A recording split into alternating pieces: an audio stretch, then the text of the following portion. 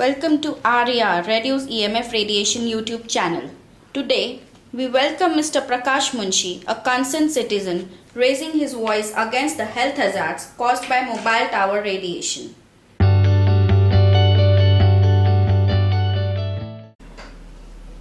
For those who are not aware, the Indian radiation norms as on 1st September 2012 were fixed based on the unbelievably high ICNIRP norms. ICNIRP is a NGO in Germany with links with industry. It is known as International Commission of Non-Ionizing Radiation Production. We do not want to go to the credibility of ICNIRP and about its linkages with the World Health Organization. But we would like to say that their norms fixed in the late 90s were extremely high just to protect the industry. For 900 megahertz, the norm was 4,500 milliwatts per square meter. For 1800 megahertz, which is the frequency, it was 9,000 milliwatts per square meter.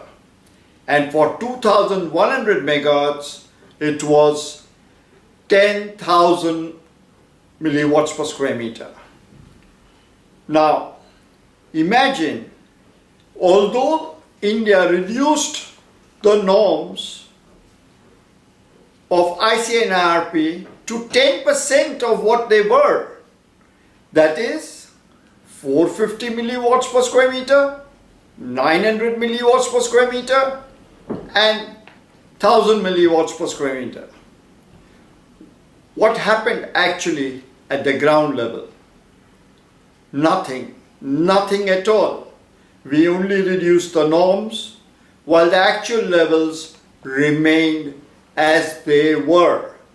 This has been reconfirmed, as I have told you in talk show 1, by R. Chandrasekhar, that there was 95% of the antennae were already below the revised norms. So where was the sanctity in reducing the norms? If the radiation levels at the ground level have not changed or were not to change, why did they reduce the radiation norms to 10% of ICNIRP? Can you imagine, from 100 to 10, that means in that 90%, there was no reading. So, what happens? Can we rely on ICNIRP norms? No way. That is the answer. The industry and the government shout from rooftops that the electromagnetic field radiation norms in India are one of the most stringent in the world. Sorry, they are not. Absolutely incorrect information. The Parliamentary Standing Committee of 2013-14 was informed by the Department of Telecommunications of the Ministry of CNIT, Union Government, that 5 countries in the world, Russia, Italy, Poland, Bulgaria, and Lithuania, have radiation norms of 100 milliwatts per square meter. Same, remember this, same for all 3 frequencies, irrespective of the frequencies, be it 900 megahertz, be it 1800 megahertz, or be it 2100 megahertz. Therefore, de facto, the Indian norms today are 5 to 10 times higher than these 5 countries. Would any man with a little common sense believe now that we have the most stringent norms in the world? No. We are 5 to 10 times higher than countries like Russia, Italy, Poland, and also China is in the same ballpark. are we not in the same country level as these countries? Should we not be compared with some banana republics? Why? We are saying we are a highly developed country when we want. We say when we want we are a developing country. We never say now that we are an underdeveloped country. So let us be proud and compare ourselves with the countries which are having one of the lowest norms. I want to again cite an example of France. France is having for 97% of their antennae actual radiation levels at 20 milliwatts per square meter. This is as per Le Point, France, and this reference can be obtained from our office. Does this not mean that India's 4G norms are 50 times higher than France? Why do we have such high norms in India? Why should we have such high radiation levels in India? These questions come to my mind and to many citizens of India. Is it outdated technology which is coming to India? Are they dumping outdated technology from other countries into India? What are they doing in other countries? Why can't they follow that in our country? These operators have one of the lowest per unit price compared to anywhere else in the world. Why? Why?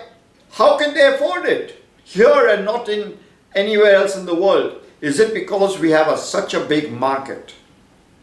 A high market can reduce their overheads, but something is fishy somewhere.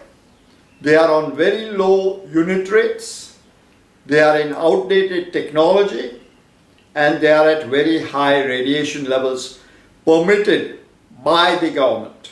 Recently we have heard and read in media that call drops are due to the previous government reducing the radiation norms to 10% of ICNRP norms. I have just proved to you that the radiation levels at the ground level has not changed at all by the reduction in the radiation norms. And this has been reconfirmed by none other than R. Chandrasekhar, the ex-secretary of Department of Telecommunications. How can anyone say it is preposterous, absolutely preposterous, for anybody to say that the call drops were because the previous government have reduced the radiation norms to 10% of ICNRP norms? If they had said that the radiation levels were lower, it was a different story. But the radiation levels have not gone down with the radiation norms going down.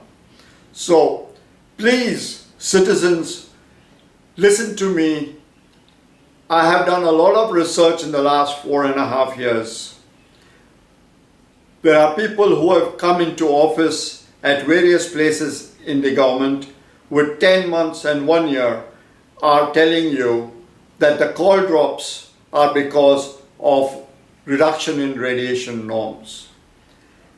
A little common sense mixed with a little bit of research on the net will disprove their claims. Thank you.